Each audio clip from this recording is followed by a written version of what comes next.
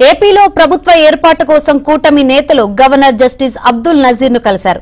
NDA కూటమి శాసనసభ పక్ష సమావేశం ముగిశాక నేరుగా రాజ్ భవన్ కు వెళ్లారు. టీడీపీ నుంచి అచ్చెన్నాయుడు, జనసేన నుంచి నాదెండ్ల, బీజేపీ నుంచి పురంధేశ్వరి గవర్నర్ తో భేటీ అయ్యారు. చంద్రబాబును శాసనసభ పక్ష నేతగా ఎన్నుకున్నట్లు గవర్నర్ నజీర్ కు లేఖ ఇచ్చారు. ప్రభుత్వ ఏర్పాటులకు కావాల్సిన సంఖ్యాబలం తమకు ఉందని, చంద్రబాబును తమ నేతగా ఎన్నుకున్నామని ప్రభుత్వ ఏర్పాటులకు ఆహ్వానించాలని కోరారు.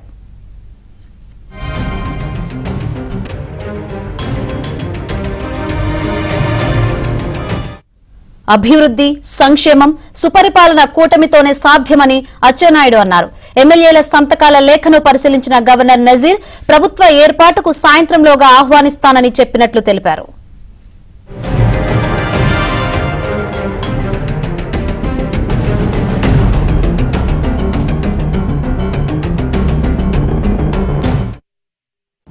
ఉదయం 11 గంటలకి ఎన్డీఏ శాసనసభ పక్ష సమావేశాన్ని ఏర్పాటు చేసుకున్నాం.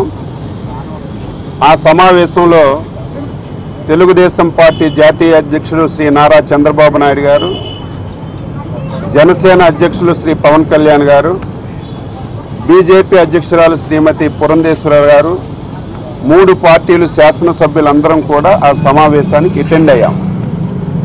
సమావేశంలో ఎన్డీఏ శాసనసభ పక్ష నాయకుడిగా శ్రీ నారా చంద్రబాబు నాయుడు గారిని 3 పార్టీలు శాసనసభ్యులు ఏకగ్రీవంగా తీర్మానం చేయడం జరిగింది.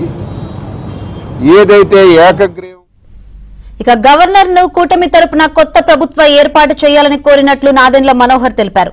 కూటమి విజయాన్ని ప్రజల విజయంగా భావిస్తున్నామన్నారు.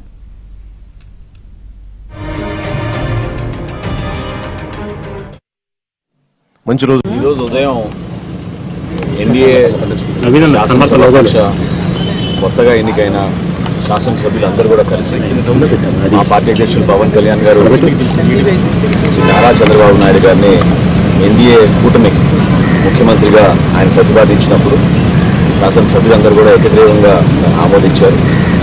భారతీయ జనతా పార్టీ నుంచి పురంధేశ్వరి గారు దాన్ని బలపరిచారు. ఆ తీర్మానాన్ని అదేవిధంగా ఆ రెజల్యూషన్ మొత్తం కాపీ తీసుకొచ్చి ఈరోజు ముగ్గురం కూడా గవర్నర్ గారికి అందించడం జరిగింది. Janasena party, Bharatiya Janata party, Telugu Desam party ముగ్గురం కూడా ఒకే ఆలోచనతో రాష్ట్ర ప్రజలకు మేలు జరగాలి, చక్కటి ప్రభుత్వం ఏర్పాటు చేయాలి, ఎంతో బాధ్యతగా వ్యవహరించాలి అనే భావనతో గవర్నర్ గారు కూడా అదే మాట చెప్పడం జరిగింది. మనస్ఫూర్తిగా రాష్ట్ర ప్రజల్ని ఇంత అద్భుతమైన తీర్పు ఇచ్చినందుకు ఈ విజయం ప్రజల విజయంగా మేము భావించి గౌరవించుకుని ఎక్కడ కూడా ఎటువంటి సంఘటనలు జరగకుండా మంచి వాతావరణంలో చక్కటి ప్రభుత్వం ఏర్పాటు చేయడం కోసం మీ అందరం కూడా కృషి చేస్తాం.